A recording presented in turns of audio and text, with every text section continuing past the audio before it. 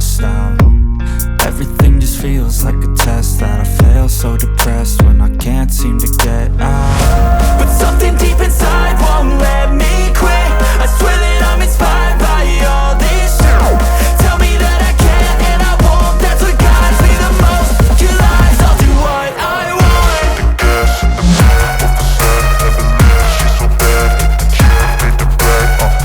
Hit the gas in the middle of the sun, never leave. She's so bad, can't beat the brag.